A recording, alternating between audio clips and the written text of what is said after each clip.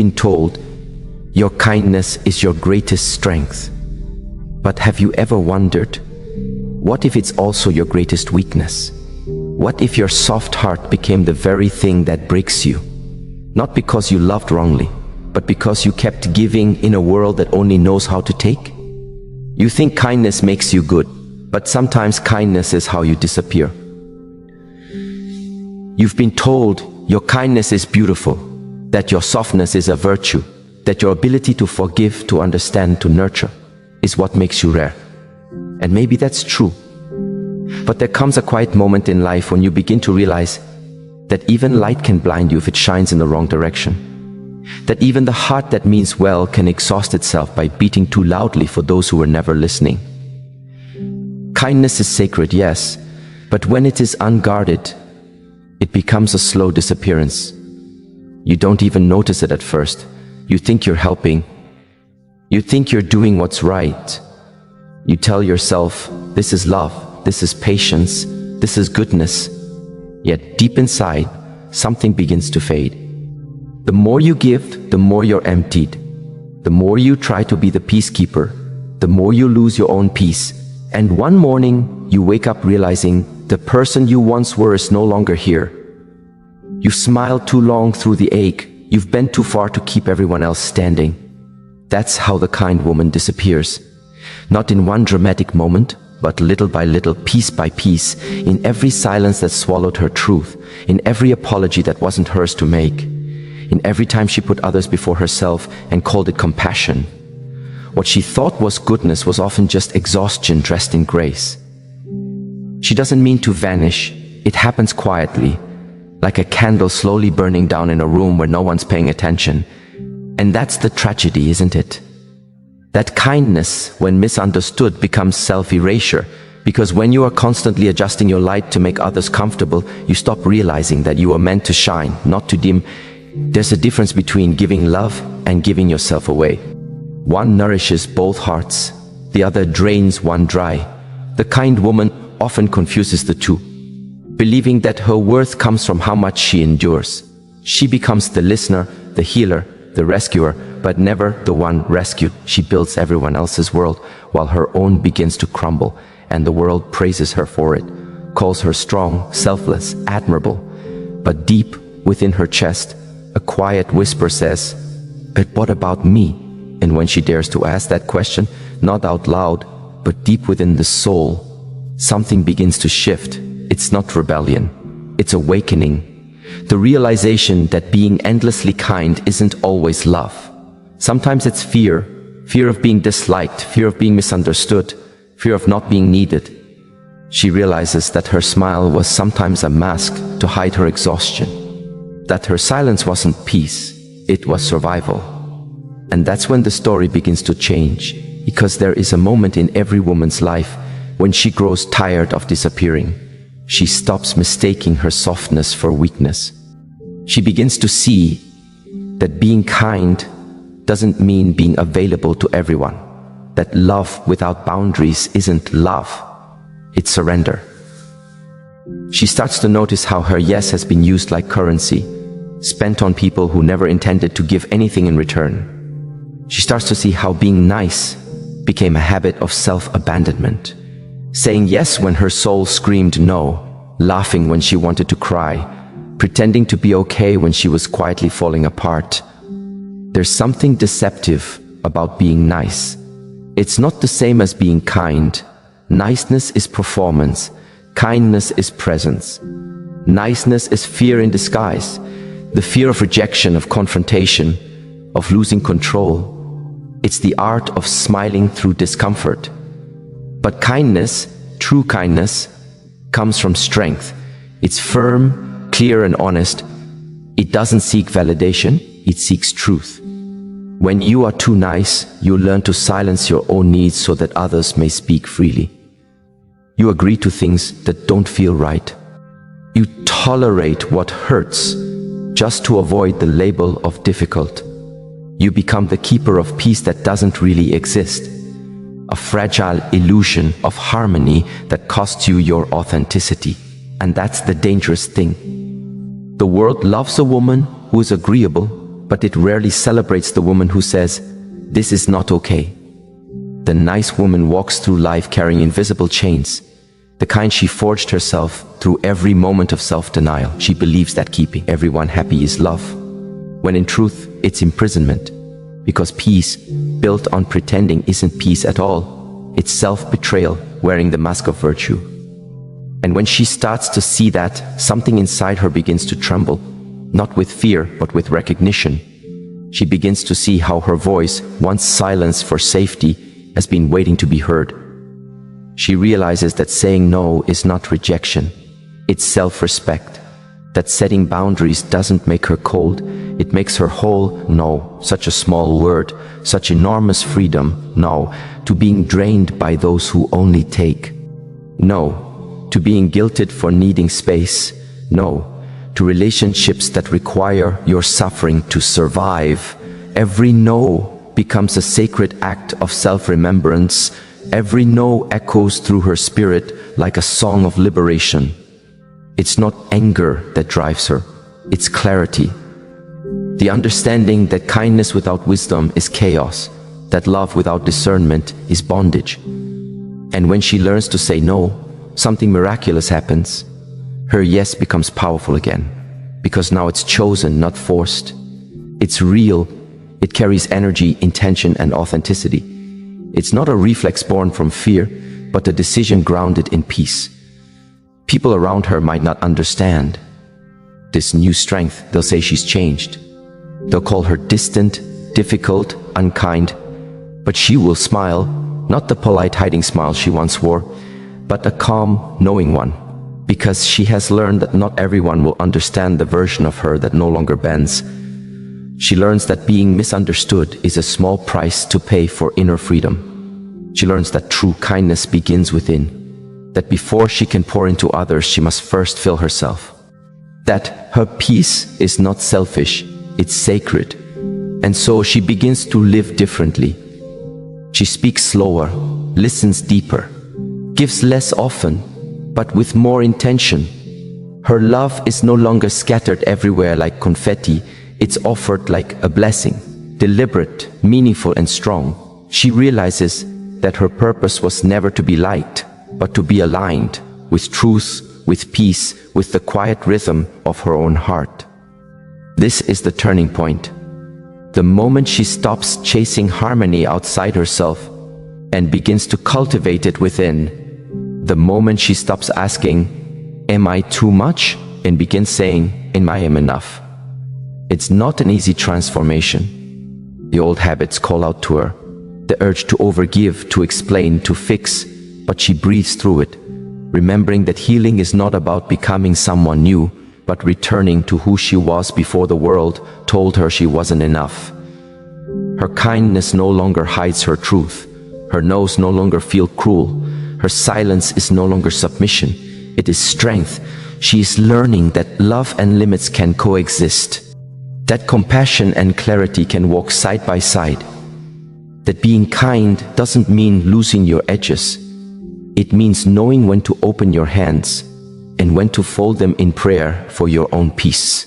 And in that stillness, in the space between what she gives and what she guards, she rediscovers her power, not the loud kind that needs to be seen, but the quiet, radiant power of a woman who finally remembers that she is whole. She was never meant to disappear. She was meant to rise. And she rises, not as the woman who pleases, but as the woman who lives fully. Not as the woman who gives endlessly, but as the woman who gives wisely. Not as the woman who hides behind kindness, but as the woman who has learned that the truest kindness begins with herself. And in that gentle awakening, she becomes what she was always meant to be. A living expression of grace, strength, and truth. The woman who no longer fears her own boundaries. The woman who no longer apologizes for her light. The woman who has stopped being a too kind and finally started being of real. There's a certain kind of anger that hides behind compassion. You can't see it at first. It doesn't shout, it doesn't break things. It lives quietly like smoke after a fire, moving gently through your soul. It's the anger of the woman who keeps giving, even when she has nothing left. It's the exhaustion of the heart that keeps forgiving what it shouldn't have to. It's the ache of the one who has been gentle too long in a world that confuses gentleness with weakness. You can feel it when she smiles, but her eyes are tired. You can hear it when she says, "It's okay," but her voice trembles just slightly, as though her truth is fighting to escape. That's the quiet rage of kindness turned inward. A fire that burns through her peace, yet never lights up the sky enough for anyone to see. She has mastered the art of swallowing her feelings so well that even her pain starts to believe it doesn't exist. But the body remembers, the soul remembers, and every time she chooses silence over honesty, every time she says yes when her spirit screams no, she buries herself a little deeper beneath the weight of being good. It's not that she wants to suffer. It's that she was taught that love means sacrifice, that to be kind is to be available, to endure, to forgive endlessly. She doesn't realize that the fire she's holding back is not meant to destroy. It's meant to transform. The anger she hides is not a sign of failure. It's the language of her boundaries calling out for air. It's the soul saying, "You have given too much." It's the whisper of truth, breaking through layers of guilt, conditioning, and fear. For too long, she's mistaken suppression for peace. But true peace is not the absence of conflict. It's the presence of honesty. And honesty, when spoken from love, is the most compassionate thing there is. So she begins to listen. Not to the voices that tell her to be quiet, but to the pulse within her that beats in rhythm with truth. And that's where she finds the courage to practice what many misunderstand. Sacred selfishness. It's not greed, it's not arrogance, it's not a rejection of others, it's the gentle return to herself. It's saying, I am allowed to rest. I am allowed to need. I am allowed to exist beyond my usefulness. Sacred selfishness is the moment she stops believing that love must always cost her something. It's the shift from depletion to discernment, from pleasing to presence. It's when she realizes that protecting her energy is not cold, it's wise. Because if she keeps pouring into everyone else while her own cup runs dry, she'll begin to resent the very people she wanted to help. You cannot be kind from emptiness. True kindness flows from fullness.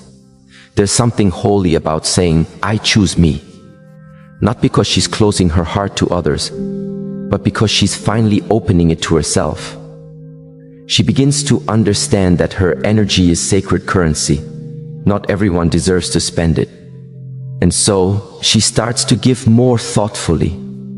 She gives when it feels aligned, not obligated.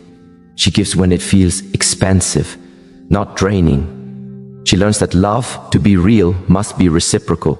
That mutual respect is the foundation of emotional health. That compassion does not require the absence of self-awareness. And with each boundary she sets, the guilt begins to fade. The guilt that used to whisper, "You're selfish for taking time for yourself." Now she understands, it's not selfish to protect your peace, it's self-respect to do so. When she finally embraces sacred selfishness, she starts to see how often her worth had been tied to her ability to give. The more she gave, the more valuable she thought she was. But now, she redefines value. Value is not measured by sacrifice. It's measured by alignment. And alignment means doing what honors her soul, not just what pleases others. This revelation brings clarity, but also grief, because she begins to notice how many times she was celebrated for her pain. How often people said, "You're so strong," when what they really meant was, "Thank you for suffering silently so we don't have to feel uncomfortable." And she realizes that the world rarely celebrates the woman who says, "No more." But she says it anyway, because she has learned that freedom doesn't require applause. The illusion of endless giving breaks here.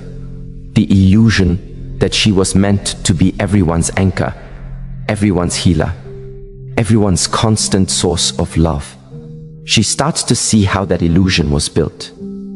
built on centuries of stories that told women their power lies in service, that their virtue lies in endurance. But endurance without balance isn't strength. It's slow self-destruction. It's an old lie disguised as loyalty. She starts to see that she's been giving from habit, not from heart.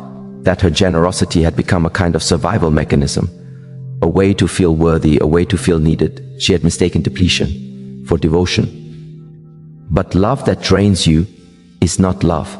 It's dependency wrapped in expectation. So she pauses, she breathes, and she begins to unlearn the rhythm of overextension.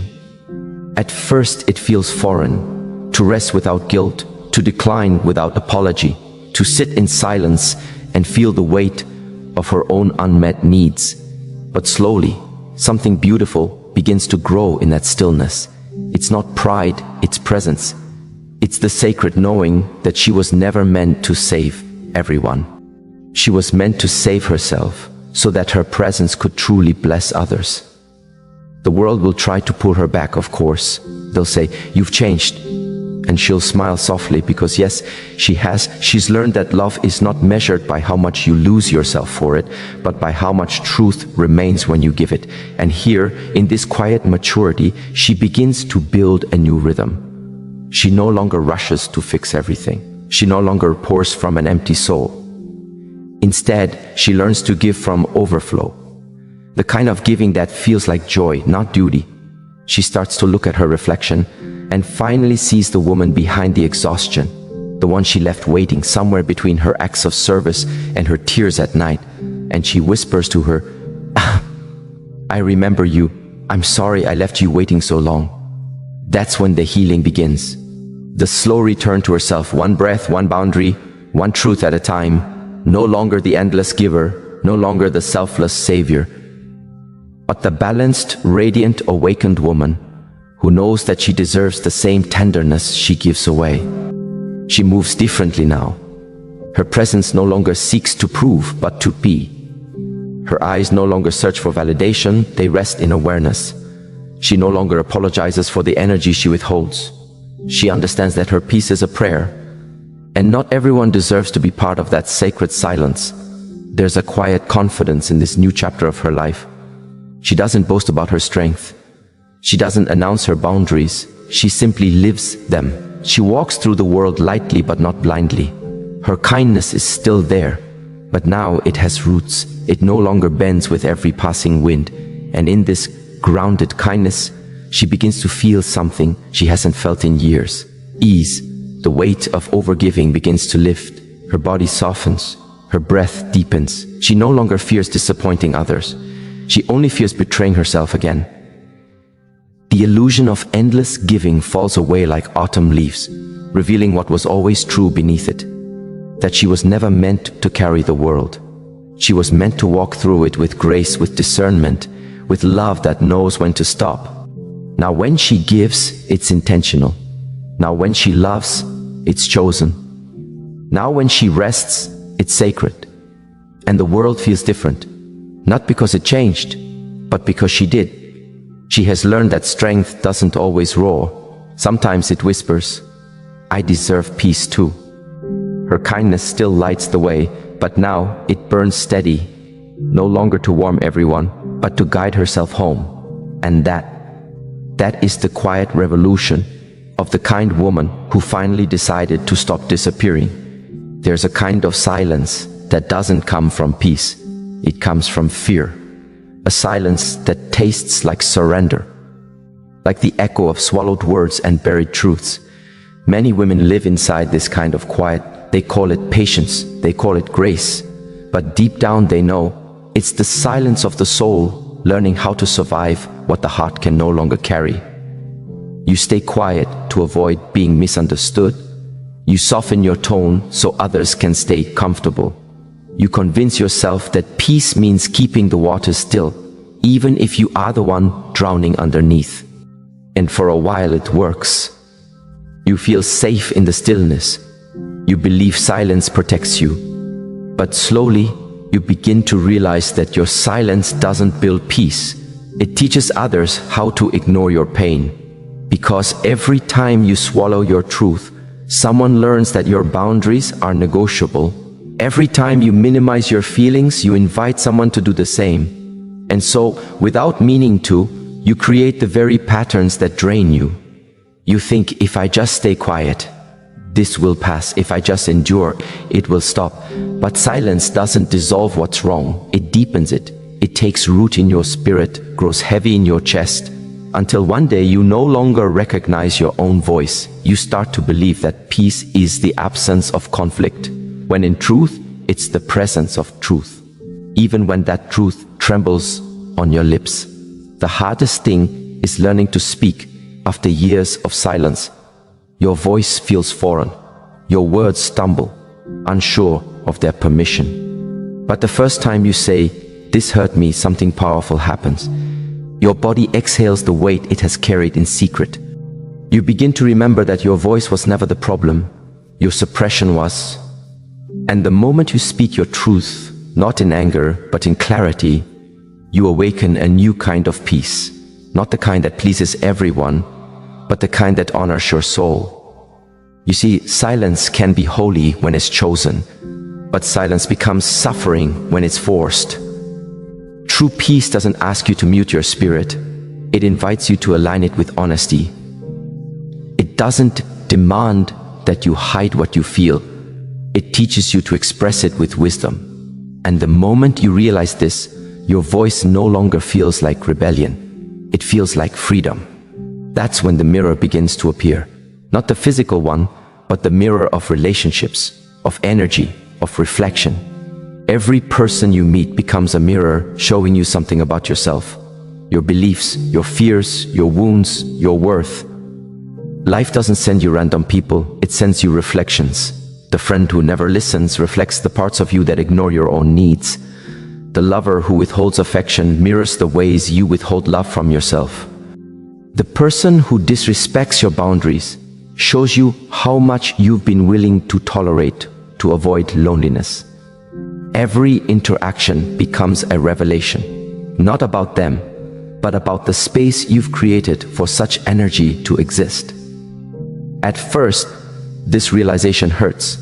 It's easier to blame others than to look inward. But when you begin to see life this way, not as punishment but as invitation, you step into a new dimension of awareness. You begin to understand that people treat you according to the energy you project. Not the words you speak, but the vibration of self-worth that radiates from your being. You teach people how to love you by how you love yourself. You teach them what's acceptable by what you allow. And so, when you begin to honor your boundaries, to stand firm in your value, the mirrors change. Suddenly, the people who thrive on your silence drift away. Those who need your weakness to feel powerful begin to lose their hold. And those who are capable of love that reflects your growth begin to appear. It's not magic, it's alignment. The moment you stop begging to be seen, the universe sends those who can truly see you. Because when you respect yourself, you set the standard for the kind of energy allowed to enter your life. But this shift doesn't always feel peaceful at first. It can feel lonely, empty, strange. Because when you start seeing through the mirrors, the illusions fall away. The relationships that once felt comforting suddenly feel heavy. The conversations that once filled your time now drain your soul. It's not that you've become cold, it's that you're evolving. Your spirit no longer finds nourishment in spaces that require you to abandon yourself. In this transition, you might question everything.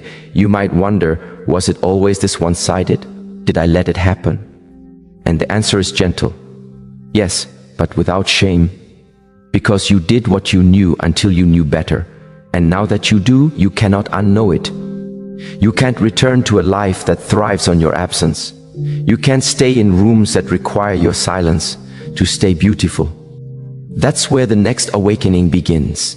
In the realization that emotional availability, when unbalanced, is a form of self-abandonment. You've been everyone's comfort zone for so long that you've forgotten what it feels like to be held in the same way you hold others. You've listened to so many stories that you stopped telling your own. You've been the healer, the listener, the giver. But who becomes that for you? There is a quiet fatigue that comes from being the emotional backbone for everyone around you. It's not bitterness, it's depletion. You start to notice that the people who call you when they need comfort never call just to check on your heart. You begin to realize that your strength has become their convenience. And slowly, a sadness settles. Not because you no longer love them, but because you start to understand the difference between reciprocity and routine. Being emotionally available to everyone sounds noble, but it often comes from an unhealed need to be valued through usefulness. If they need me, they won't leave, you think. But that kind of love is not love. It's survival in disguise. Because when your worth depends on how much you give, you become addicted to giving. Even when it empties you, you must learn to hold your heart with the same tenderness you offer others. You must learn that not every broken soul is your responsibility to fix. You must learn that empathy without discernment becomes self-destruction. It's not cruelty to step back from those who refuse to grow. It's compassion for yourself and for them. Because sometimes your presence prevents others from facing the mirror of their own lessons. There is deep wisdom in emotional boundaries. It is the understanding that your love is not infinite. It must be replenished. It's knowing that you can listen without absorbing, that you can care deeply without carrying, that you can offer warmth without burning yourself alive to keep others comfortable. You start to recognize that your energy is sacred, that your emotions are not public property, and you learn to reserve your compassion for those who return it with intention, not just need. Because not everyone deserves the language of your empathy. Some people only understand love when it costs you something, and the moment it doesn't, they lose interest. But the woman who knows her worth no longer bargains with her peace. She no longer mistakes attention for care or guilt for love. She gives only where her spirit expands. And as she learns to protect her emotional energy, something begins to heal that was never supposed to be broken. Her sense of balance, her inner rhythm, her connection to herself. She realizes that love is not meant to be heavy. It's not meant to hurt to prove it's real. Love, in its truest form, flows. It does not drain. It uplifts, it restores, it breathes life back into you. So she begins to curate her circle differently. Fewer people, but deeper connection. Less noise, more presence. She listens to her intuition now. That quiet pull that says, this person feels safe, this space feels sacred. And she trusts it. Her silence now is not surrender, it's strength. Her voice no longer trembles, it teaches.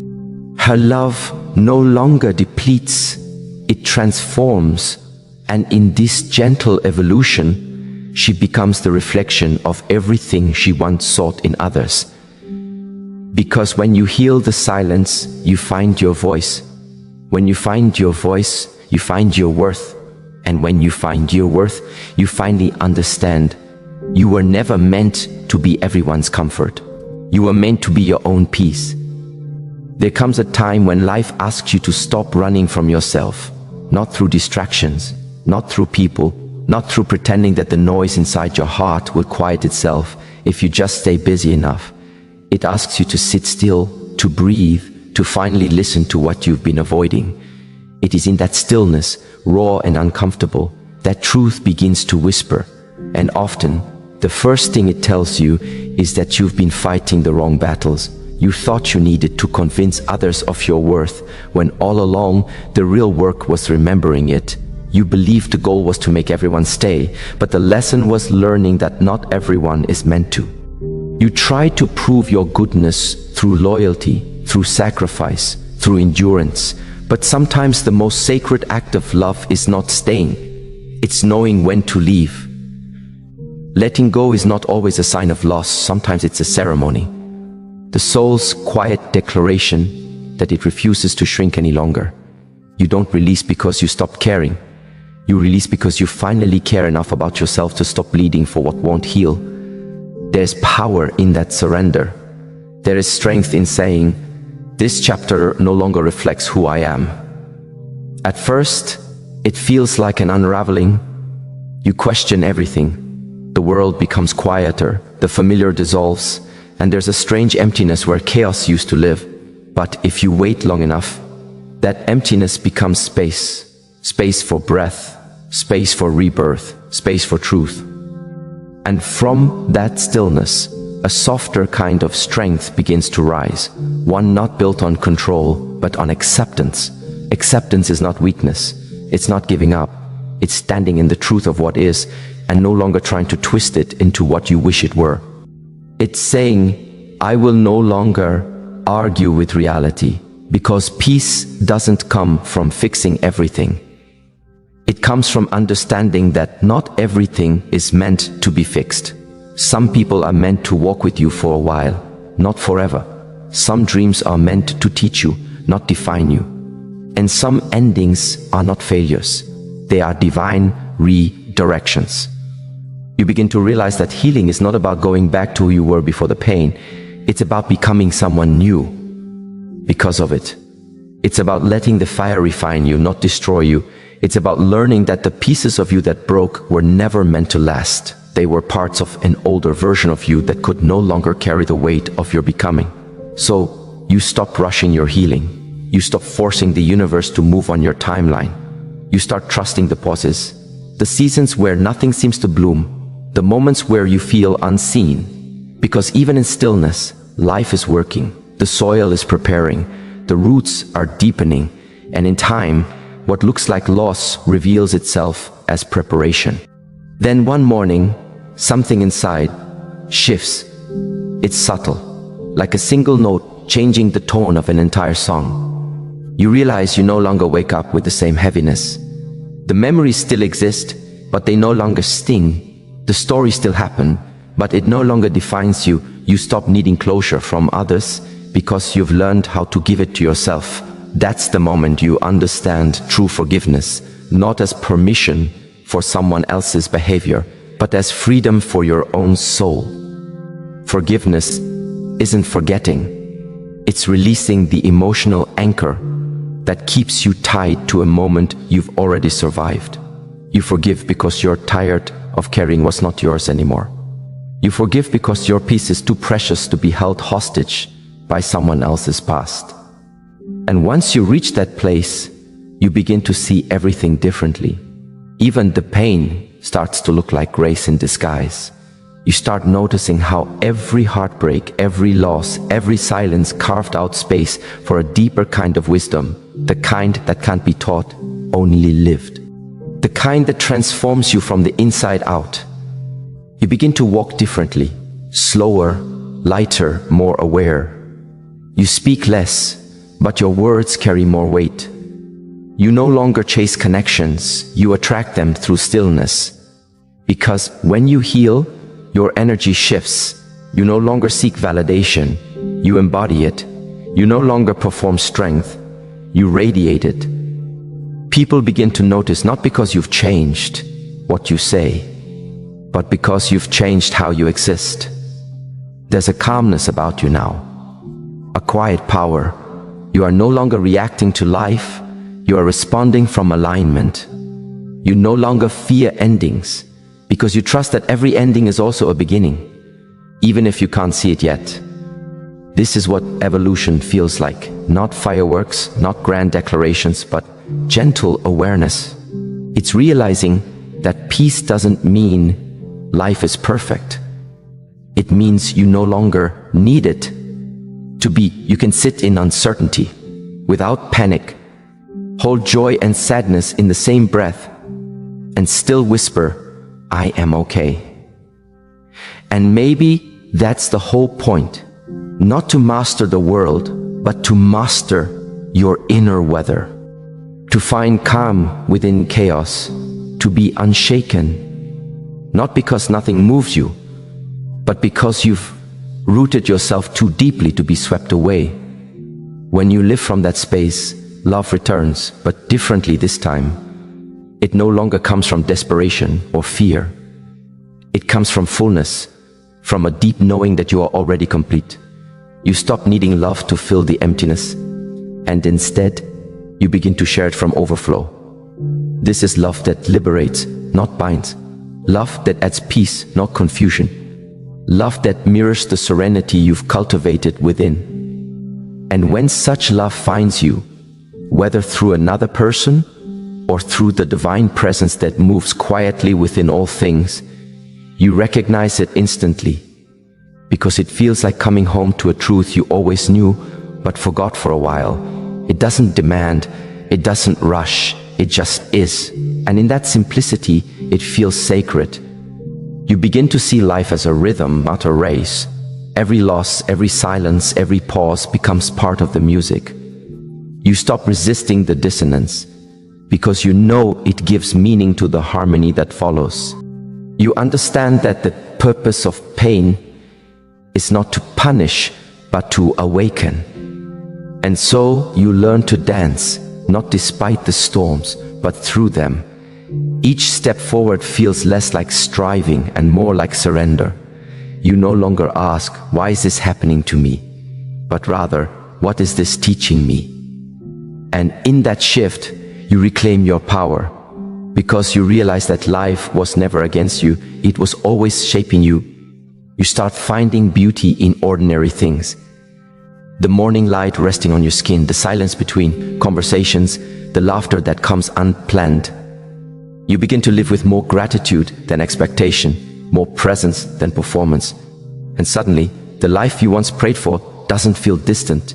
It feels alive within you, because healing doesn't lead you somewhere else. It brings you home, back to your essence, your intuition, your quiet strength. It strips away everything that is not you, until all that remains is authenticity. And when you live from that space, unguarded, grounded, whole, you realize something profound. You were never broken. You were simply becoming. Every heartbreak, every delay, every detour was sculpting you into the kind of person who could finally hold the magnitude of your purpose. You no longer need the world to understand your journey, because it was never meant to. Your path is yours, uniquely written, intentionally designed, and your task now is simple: to walk it fully, with awareness, with grace, with faith. There is no need to rush anymore. The unfolding will happen in divine timing. So breathe. Trust that where you are is not a mistake. The pauses are sacred. The waiting is holy. Because sometimes it's not the arrival that changes you, it's the becoming along the way.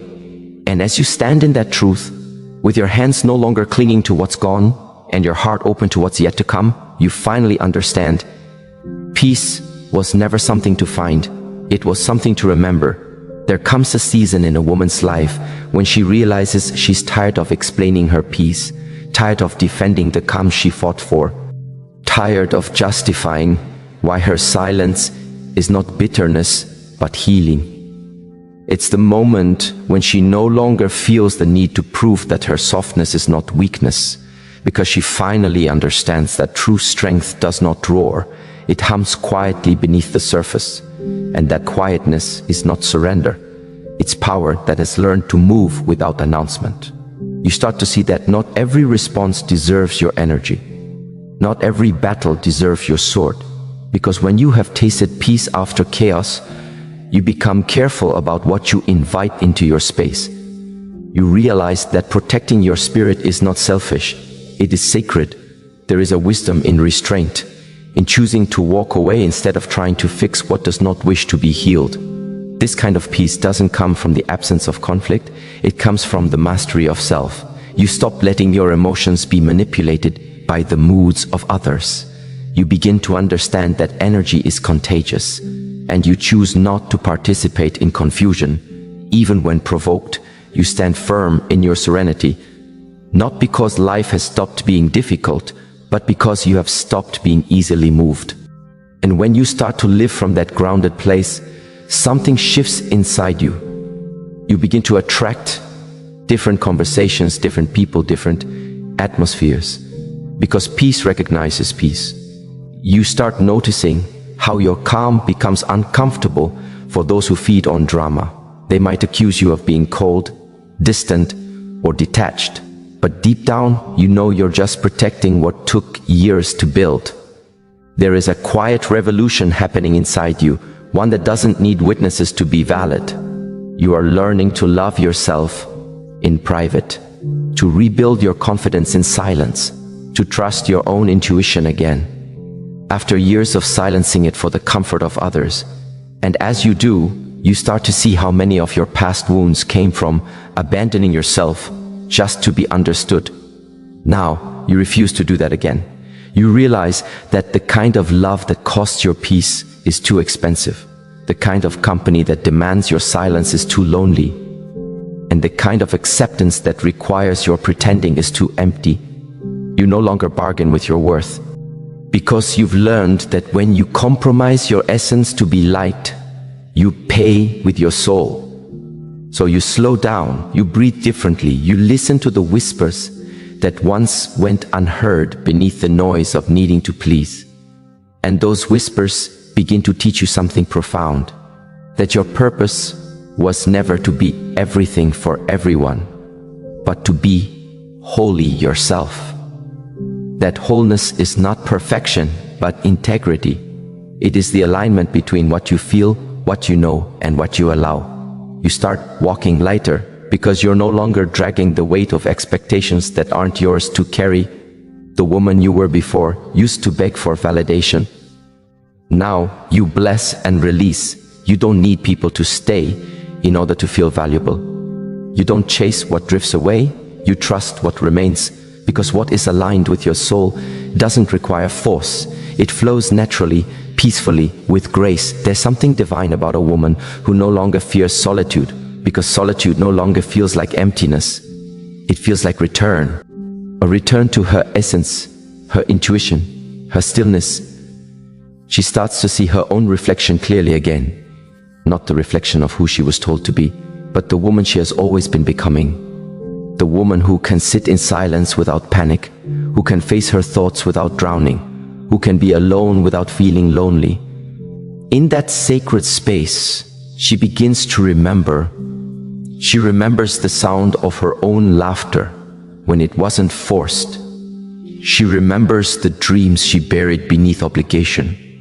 She remembers how it felt to move freely, before fear began to dictate her steps. And piece by piece, she reclaims herself, her energy, her confidence, her rhythm. There's a softness that comes after the storm, not because she wasn't broken, but because she learned to rebuild differently. This softness is not fragility, it's refinement. She no longer fights the world, she flows with it.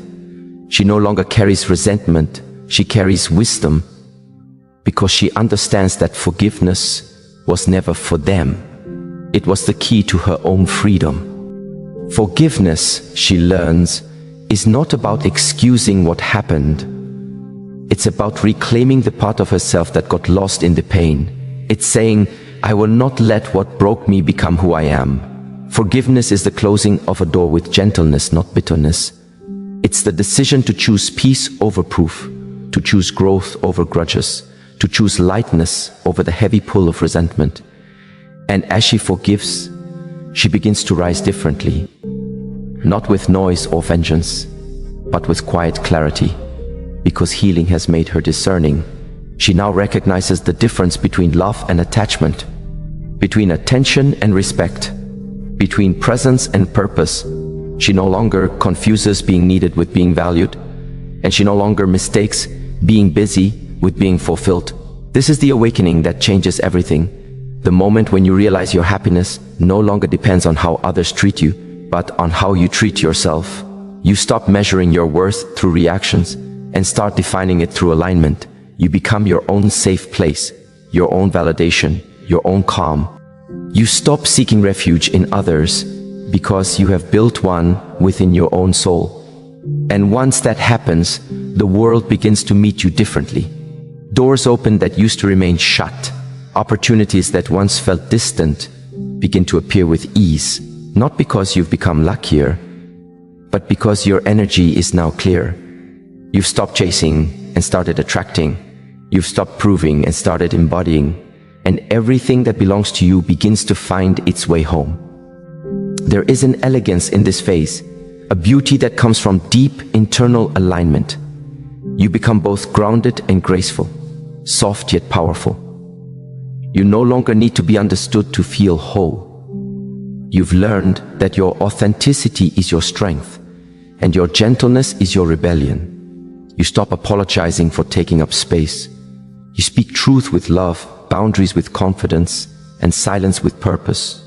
And in doing so, you become a mirror for others, a reflection of what peace looks like when it's embodied, not performed. People will sense it before you speak it. Your energy will tell the story your words no longer need to explain. Because now you live from wholeness. You don't chase validation, you radiate assurance. You don't seek permission, you walk in alignment. You don't wait for the world to affirm your value. You live as though it's already known. And that confidence, that stillness, that grace, it's magnetic. It draws in what's meant for you effortlessly, because it's rooted in truth. This is the beauty of becoming, the gentle unfolding of a woman who finally understands that she is not defined by her pain, but refined by it.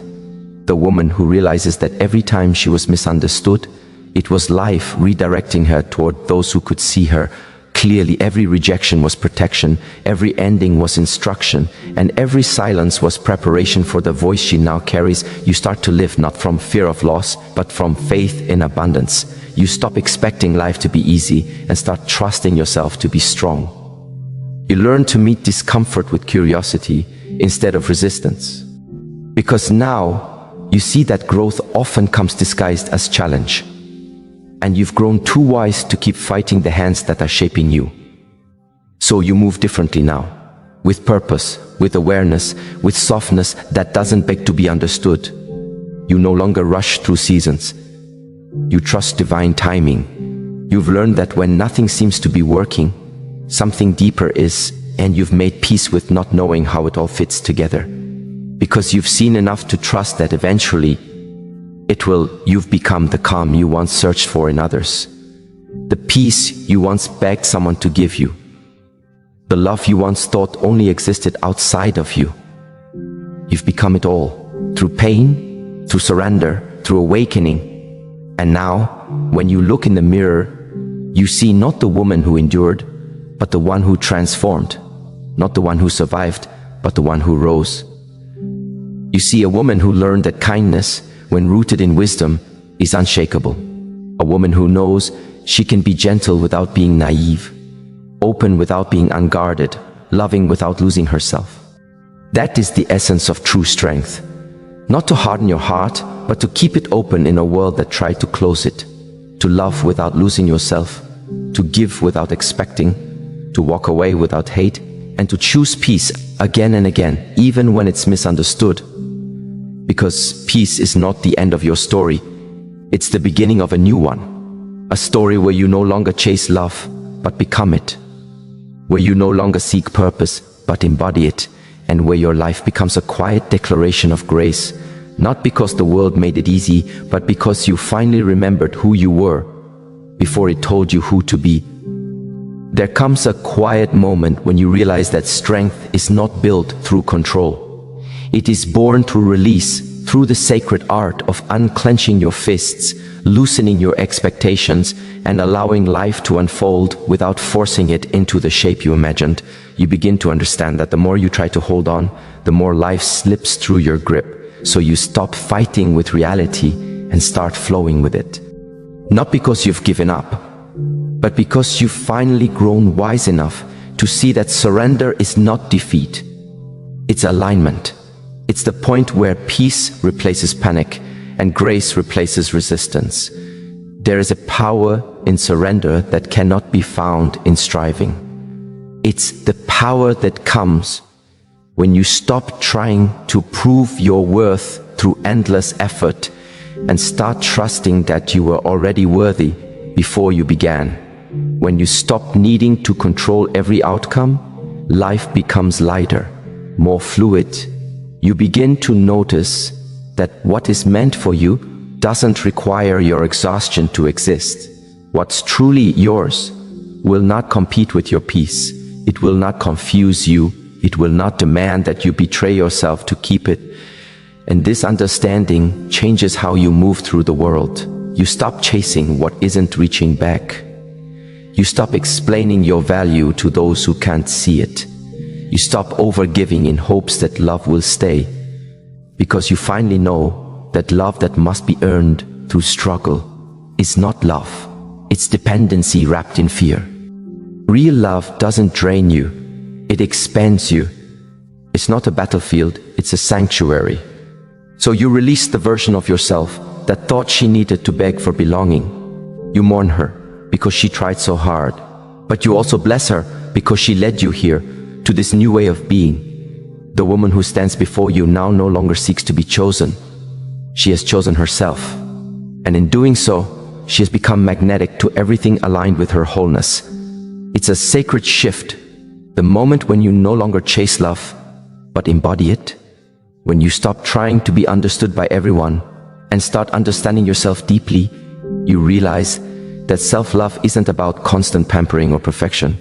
It's about deep awareness. It's about being honest with your emotions, forgiving your missteps, and returning to your truth again and again, even when it feels uncomfortable.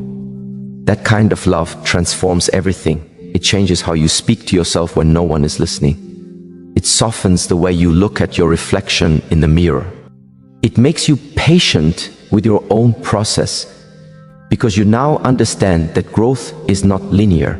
It comes in spirals, revisiting lessons until your soul fully integrates them. And each time you rise a little lighter, a little freer, a little more, you begin to see that becoming whole is not about adding more. It's about shedding the identities you outgrew, the guilt that kept you small, the need to be everything for everyone. Because your spirit was never meant to live in constant performance. It was meant to rest in authenticity. You start embracing the quiet truth that peace is not found in what you achieve, but in what you allow. And when you finally make peace with that, when you no longer resist the natural rhythm of life, you begin to experience something sacred, the beauty of ease, not laziness, not complacency, but divine flow. The kind of ease that comes when your heart and your path are in agreement. The kind of ease that doesn't mean everything is perfect, but that you are no longer fighting the imperfection. And with this peace, you start to notice something miraculous. Life begins to mirror your energy. Opportunities find you. The right people recognize you. The right doors open effortlessly, because your energy no longer says, "I'm desperate to be seen." It now whispers, "I am already enough," and that vibration, quiet, steady, self-assured, draws in what frantic effort could never achieve. You begin to realize that the world is not something to conquer, but something to harmonize with. And in that harmony, your inner landscape shifts. You stop waking up with the weight of survival on your chest and start breathing with the rhythm of trust. You stop asking, "When will it happen?" and start saying, "I am ready whenever it does." You no longer live in the illusion of lack, because you've witnessed how life always provides when you align with truth. This is where confidence truly begins, not in arrogance or loudness, but in presence. Confidence is quiet. It doesn't need to prove. It walks into a room and fills it, not with noise, but with certainty. Certainty that you belong. Certainty that you are guided. Certainty that nothing meant for you will miss you. And that calm assurance makes you unstoppable, because it's rooted in faith, not fear. Then comes the deeper awakening, the understanding that your journey was never about becoming someone new. It was always about returning to who you've always been, beneath the noise, the conditioning, the pain. You were born complete, radiant, intuitive enough, but the world taught you to forget. It taught you to doubt your instincts, to question your worth, to wear masks that made you acceptable but not authentic. And for years you mistook those masks for your identity. Until now, until the silence grew too loud to ignore, and your soul began calling you home. Home to your truth, your intuition, your essence. You started remembering what peace feels like when it's not conditional, what joy feels like when it's not dependent on outcome, what love feels like when it's not diluted by fear. And in that remembrance, you realize that your entire life was guiding you back to this, to yourself. You no longer chase purpose as if it's somewhere outside of you, You understand that purpose isn't a destination. It's a way of being. It's the energy you bring to every interaction, every creation, every breath. Purpose flows through you when you are fully present. When your doing is aligned with your being, you don't need to search for meaning, you become it. Because when your actions rise from peace instead of pressure, everything you touch becomes sacred. And from that place of wholeness, love begins to transform again. This time, not as something to receive, but as something to give. You start loving without fear of loss, giving without expectation, and connecting without the need to control the outcome. You love because it feels natural, because it overflows from the abundance within you. And that love, free from agenda, begins to heal everything it touches. Even the parts of you that once ached soften under its warmth. You realize that the pain you endured wasn't meant to destroy you. It was meant to stretch you, to open you wide enough to hold deeper compassion. Pain, when understood, becomes wisdom. It teaches you to see with gentle eyes, to listen with more patience, to walk with more humility. It teaches you to love people where they are, without needing to fix them, because you now understand that each soul is on its own path of remembering. Just as you are, and as you live from this awareness, something profound happens. You stop trying to control others' journeys. You no longer take their actions personally. You no longer need them to change for you to feel safe. You can love from a distance, without bitterness, without judgment. You can wish well on those who once wounded you, not because they deserve it, but because your peace deserves it. This is the liberation your soul was always craving. To love freely without losing yourself. To give generously without depletion. To care deeply without clinging. And in doing so, you become the embodiment of balance. Strong yet soft, grounded yet open, surrendered yet sovereign. You finally understand that strength was never about how tightly you could hold on, but how gracefully you could let go. It was never about being invincible, but about being real. To stand tall, not because you've never fallen, but because every fall taught you something vital about your own resilience. You stop seeing your past as a chain and start seeing it as a foundation, one that shaped the compassion you now live by. So when the next storm comes, as it inevitably will, you no longer fear it. You welcome it with calm eyes and a steady heart, because you've learned that storms are not sent to punish you. They're sent to reveal you. They strip away what is false. They clear what is stagnant. They awaken what is dormant. And in their aftermath, you always emerge stronger, softer, and more aligned with who you were meant to be. You begin to live with a sacred confidence that no external validation can touch. A confidence that says, I trust my timing. I trust my becoming. I trust my God. You know now that you don't need to chase what's divine. You only need to be still enough to receive it. Still enough to recognize that even in the quiet, even in the waiting, you are already being prepared for what's next. And maybe that's what true mastery is. Not control, but cooperation with the unfolding. Not demanding that life move faster, but aligning your breath with its rhythm. Learning to see endings as beginnings in disguise. Learning to love without fear. Learning to exist without pretending. And as you stand there present and whole, you realize that everything you've been searching for has been growing within you all along. Peace, love, confidence. They were never missing. They were only buried beneath layers of noise and striving. Now, they bloom quietly from within you, effortless and radiant. You are not becoming stronger by building walls. You are becoming stronger by embodying truth. You are not becoming harder. You are becoming clearer. You are not trying to survive anymore. You are learning how to live freely, consciously, courageously. And so as you exhale into this moment, as you let go of who you were told to be and rest in who you've always been, you understand something profound. The strength you were searching for was never in the armor. It was in the surrender. It was in the softness. It was in the grace that blooms quietly when a woman finally comes home to herself. And so, after all the storms and all the silence, you find yourself standing in the center of something sacred, not a destination, but an awakening. You begin to see that life was never asking you to be perfect, only present. Every loss was shaping you. Every delay was refining you. Every unanswered prayer was redirection, not rejection.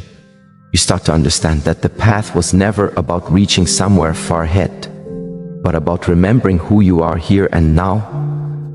The one who has walked through fire and learned not only how to survive, but how to glow from the inside out. The one who now moves with quiet strength, steady, soft, but unshakably grounded in truth.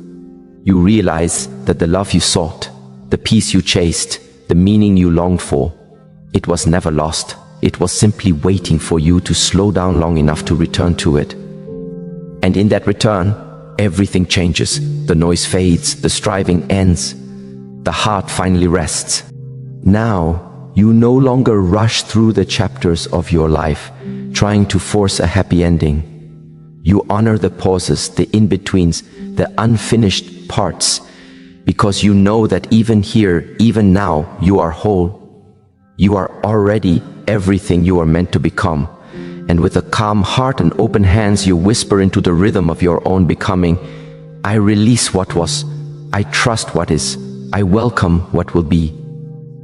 That is where transformation begins, not in the noise of doing, but in the stillness of being. And in that stillness, you finally remember the simplest, most powerful truth of all. You were never meant to chase peace. You were meant to be it.